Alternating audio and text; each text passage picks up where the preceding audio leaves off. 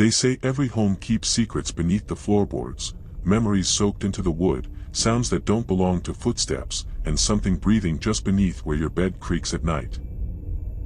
And I never used to believe in any of that until I bought the Crawford house, a run-down two-bedroom in a dying suburb on the edge of nowhere, where the walls smelled of mildew and the heating vents moaned even when the system was off, and where, every single night, I could hear someone whispering from the crawlspace, whispering my name, even though I live alone. I bought the house because it was cheap. Too cheap. The listing had been up for 3 years without a single offer, even though the photos looked decent enough: hardwood floors, a fenced backyard, and a finished basement with a bar. And when I asked the agent why no one had taken it, she just smiled in that too tight way people smile when they're trying not to lie, and said, "It's just a bit of an old house. Has history." History, I would come to learn, meant that 4 families had moved in and moved out within the span of a decade. One of them in the dead of night, leaving everything behind: furniture still set up, food rotting in the fridge, and a TV playing static in the living room for days before the neighbors called it in. The basement had a hatch in the corner. I didn't notice it at first. It was low to the ground, maybe 2 feet wide, with a vent grate bolted over the opening and painted the same dull gray as the concrete walls, but once you stood near it, you could feel the cold coming through. Not the kind of cold that comes from pipes or poor insulation, but the kind of cold that feels wet, like breath on your neck or fingers brushing your spine, and from that moment on, the house didn't feel empty anymore. That first night, I heard it. Not footsteps.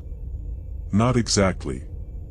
More like dragging, like something crawling across the dirt and stopping right beneath where I slept. And then came the whisper. Not loud. Not angry. Just curious. A rasp, broken like torn paper, asking softly, "Who are you?" The second night, I brought down a flashlight and tried to see through the grate, thinking maybe it was just rats or possums or some local critter making its den under the house, but when I crouched and peered into the darkness, what I saw didn't have fur or whiskers or beady little eyes. It had fingernails, long and yellowed, scraping slowly across the dirt like it was digging something, not to hide, but to make room for something else to join it. I backed away. Too quickly. Fell on the basement steps and hit my head. When I came to, it was morning, and the grate was open. The bolts had been unscrewed. Neatly. Not torn or broken, just removed, and set gently beside the opening in a perfect row, like someone had taken their time, someone who lived down there, who didn't want me to seal it again. And from that moment on, things got worse. I started waking up with dirt under my fingernails, even though I hadn't left the house. The kitchen would be filled with muddy footprints that stopped halfway to the sink. And sometimes, I'd hear the sound of something breathing heavily right beneath the floor, timed to my own breath, like we were sharing lungs, like he was waiting for me to fall asleep so he could borrow my body for a while. I told myself I was losing it. But I wasn't. Because the third night, I saw his hand. I was brushing my teeth when I heard the click. The slow, wet, deliberate click of the hallway vent sliding open, and when I looked up into the mirror, I saw the vent cover swinging outward just behind me, and a hand, pale and boneless looking, like it had too many joints and not enough muscle, reaching out with fingers too long and skin that shimmered faintly with slime like it had never felt daylight in years. I turned slowly. Too slowly. He was already halfway out, not crawling so much as unfurling, like a mass of stringy flesh and cracked bone that was adjusting to gravity again, his head lolling sideways as he dragged himself onto the floor. But he didn't attack. He didn't run. He just looked at me. And grinned. His teeth were all wrong, some missing, others facing sideways, and one long, yellow fang that hung down like a tusk, and that smile held no malice, no hunger, just ownership. Like he'd lived here longer than me.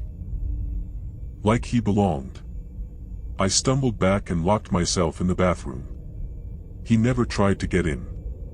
But all night, I heard him pacing, just below the floor, back and forth, hand dragging along the wood, tapping every few minutes in rhythm, as if marking time for something that hadn't yet arrived. I searched the house for clues. There had to be something. I pulled up the floorboards, dug through the attic, and found a box behind the water heater filled with old VHS tapes, each labeled with a date and the words, "Watch when he wakes." I didn't have a VCR, but I found one at a thrift store and sat in front of the TV with the first tape playing, and what I saw was worse than anything I'd imagined. The footage was grainy, static-filled, but you could still make out shapes. People. Families. Each one smiling, laughing, eating dinner. And always, in the background, somewhere behind them, crouched in the shadows or peeking from the vents, was him, the man who lived in the crawlspace, watching them, recording them, grinning with those sideways teeth and whispering to the camera in a voice like fingernails dragging through rotted wood, "I love you. I'll take good care of you. I'll wear you next." Each tape ended the same way. Blood. Screams. A dragged camera. And a face pressed too close to the lens, skin flayed, eyes missing, lips sewn shut.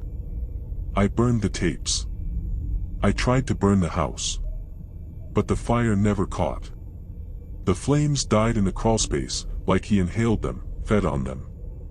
And now, every time I try to leave, I black out. And wake up back in bed. With dirt on my feet. And blood under my tongue.